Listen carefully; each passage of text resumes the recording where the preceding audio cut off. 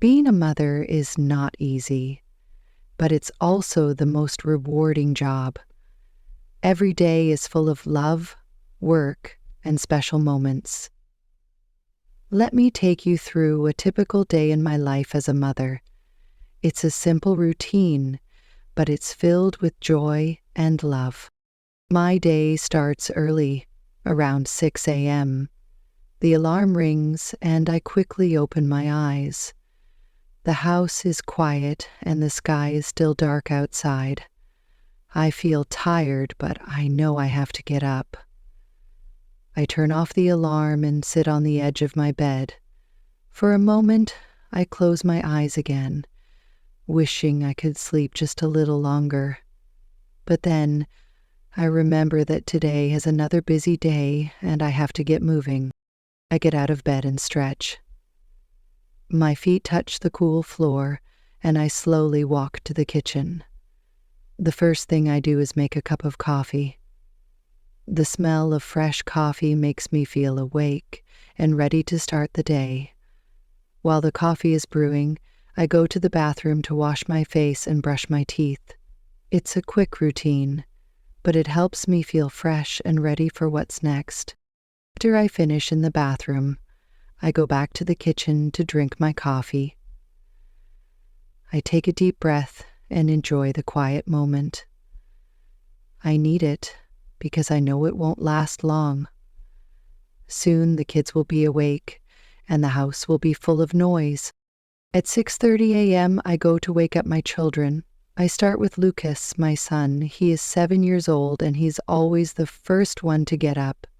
I walk into his room and gently call his name. "Lucas, wake up," I say softly. He grumbles and pulls the blanket over his head. I laugh and sit on his bed. "Come on, it's time to get up," I tell him. Slowly he opens his eyes, stretches, and smiles at me. "Good morning, Mom," he says, still half asleep. Next, I go to Sophie's room. Sophie is 4 years old, and she loves to sleep in. I gently shake her shoulder and whisper, "Sophie, it's time to get up, sweetie." She moans but slowly opens her eyes. She smiles when she sees me. "Good morning, Mama," she says. I give her a hug and a kiss. Even though it's early, she's always happy to see me. I help them both get out of bed and into their clothes. Sophie picks out a dress with flowers on it, and Lucas chooses his favorite t-shirt with a superhero on it. It's a little hard to get them dressed in the mornings because they like to choose their own clothes. Sometimes they argue about what to wear, but I try to stay calm and let them make their own choices. By the time the kids are dressed, it's already 7 a.m. and breakfast time is here. I make scrambled eggs and toast. Lucas likes to put jam on his toast, and Sophie likes her eggs with ketchup. I also pour juice for them. While they eat, I clean up the kitchen a little and get their school bags ready. I remind them to finish their breakfast so we're not late. After breakfast, the next task is to get shoes on, put on jackets, and make sure everyone has their things for school. I check their bags to make sure they have everything: homework, snacks, and water bottles. Sometimes Lucas forgets his lunch, or Sophie forgets her hat, but I always make sure they're ready before we leave the house. By 7:45 a.m., we are almost ready to leave. The kids grab their backpacks and we walk out the door. As I lock the door behind me, I feel proud of how smoothly the morning is going. It's always a rush, but we make it work. The kids are excited about going to school, and I'm happy to be starting another day with them. After leaving the house, we head to the car. It's still early and the streets are not too busy. Lucas and Sophie chat in the back seat, and I enjoy listening to their voices. Lucas talks about his school friends, and Sophie tells me about the toys she played with at preschool. I smile, feeling happy that they are excited to start their day. The drive to Lucas's school takes about 10 minutes. During the ride, Lucas talks nonstop, telling me about the games he played with his best friend the day before. He's so energetic and always has something to share. I listen carefully, even though I'm focused on the road. It's moments like this that make me realize how fast time is flying. Soon he'll be older and won't want to talk to me as much, so I try to enjoy these small conversations while I can. When we arrive at Lucas's school, it's time to say goodbye. He's always so excited to see his friends that he doesn't want to wait around for me to say much. "Goodbye, Mom. See you later," he says, and before I can even respond, he's already running towards the playground, his backpack bouncing on his back. I wave at him and smile. It's a little sad to see him go, but I'm proud of how independent he is. Next, I drive Sophie to her preschool. She's a little quieter than Lucas, but she's still excited. She asks me, "Mama, can I play with the dolls today?" I nod and promise her that she can. When we reach the preschool, I park the car and walk Sophie inside. She holds my hand tightly, but when she sees her teacher, she starts to feel more comfortable. I give her a hug and kiss her on the cheek. "Have a good day, sweetie," I say, and she smiles back at me, running off to join the other kids. After I drop Sophie off, I feel a mix of emotions. I'm happy that they're both in good places, but it's also a little lonely in the car on the way back home.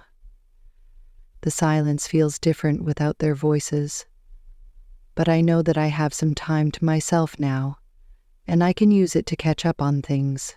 I head back home and start to clean the house. It's a quiet time, and I enjoy the peace. I vacuum the living room, put the dishes away, and wipe down the countertops. It feels nice to have the house to myself for a little while. There's no rush, no noise, and no one needing anything. I feel like I can breathe a little easier. After finishing my cleaning, I make myself a simple lunch. Today I have a salad with chicken and some bread on the side. It's quiet in the house, and I can relax while I eat. I take my time, savoring each bite. I also check my phone to see if there are any messages from friends or family. It's nice to have a little time to do things just for me. As I finish my lunch, I feel a little guilty for enjoying this quiet time so much, but I know it's important to recharge. Soon enough, the kids will be back and the house will be full of noise again. So for now, I enjoy the calm before the storm. By 2:30 p.m., I head back to the school to pick up Lucas. The afternoon traffic is starting to build up, so it takes a little longer than usual. I don't mind, though. It gives me some extra time to think about the day and how much I'm looking forward to seeing my kids again. When I arrive at Lucas's school, I park the car and walk to the entrance. As soon as Lucas sees me, he runs over with a big smile. "Mom!" he shouts, excited to be out of school. He hugs me tightly, and I can feel the energy he has after a whole day of playing and learning. "Guess what, Mom?" he says. "I got a gold star today for finishing my math work." I'm so proud of him. "That's amazing, Lucas. I'm really proud of you," I tell him. Next, we drive to Sophie's preschool. She's waiting for me by the door, her little face bright with happiness when she sees the car pull up. "Mama, I played with the dolls like I promised," she says, bouncing up and down. I smile and open the car door for her. "I'm glad you had fun, sweetie," I reply as she climbs into the car. On the way home, the kids talk about their day non-stop. Lucas tells me about his new school project, and Sophie talks about her friends at preschool. I love listening to their stories. Even though they sometimes repeat the same things over and over, it's a part of their world that I want to be part of too. When we get home, it's time for a snack. I put out some fruit and crackers for the kids, and we sit together at the kitchen table. They're both hungry, so they eat quickly. I watch them, feeling content. They talk about their favorite parts of the day, and I try to make sure we spend time just enjoying each other's company. Sometimes it's hard to balance everything, but these little moments are what make it all worth it. After the snack, it's time for me to start thinking about dinner. I ask Lucas and Sophie what they want to eat. Lucas says he wants spaghetti, and Sophie asks for chicken nuggets. I decide to make spaghetti because it's quick and easy. While I'm cooking, Lucas and Sophie play in the living room. They laugh and run around, their voices filling the house with energy. As the spaghetti boils, I set the table and get the drinks ready. Lucas helps by getting out the plates and forks, and Sophie puts napkins on the table. I love it when they help, even if it's just small things like this. It makes them feel proud and teaches them to be responsible. Dinner is ready, and we all sit down to eat. The kids are hungry, so they eat quickly. We talk about our days as we eat, and I listen carefully to their stories. Lucas talks about his best friend at school, and Sophie tells me about a new song she learned at preschool. I feel happy and thankful to be with them at the table. These moments are simple but meaningful. After dinner, it's time to clean up. I clear the dishes while Lucas and Sophie help by putting away their cups and wiping down the table. The kitchen is messy after dinner, but we work together to clean it up. Once the kitchen is clean, I get the kids ready for bed. I help them wash their hands and brush their teeth. It's always a little challenge, especially with Sophie, who doesn't always want to brush her teeth properly, but after some gentle reminders, they're both clean and ready for their bedtime story. We all go to the living room, and I sit on the couch with the kids. Lucas picks out a book, and we read together. Tonight, it's a story about a brave knight and a dragon. Sophie loves it, and Lucas likes the adventure part. As we read, I can feel my eyes getting tired, but I keep reading until the end. When the story is over, I kiss them both goodnight. Lucas gives me a big hug and says, "I love you, Mom." Sophie does the same, and I hug them tightly, feeling so lucky to have them in my life. After they're tucked in and settled in their beds, I take a moment to myself. The house is quiet again, and I can finally relax. I sit on the couch with a cup of tea and think about the day. It's been busy, and there were moments of stress, but seeing the kids so happy and healthy makes it all worth it. I feel proud of the work I do as a mother. It's not always easy, but it's the most important job in the world. As I sip my tea, I think about tomorrow. The morning will start again with the alarm clock ringing, the rush of getting the kids ready, and the busy routine that I've come to know so well. But even though it's tiring, I wouldn't trade it for anything.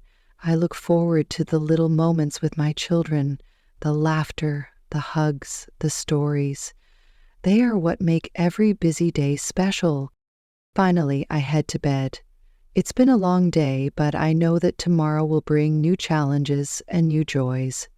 I close my eyes, thankful for my family, and looking forward to what the next day will bring.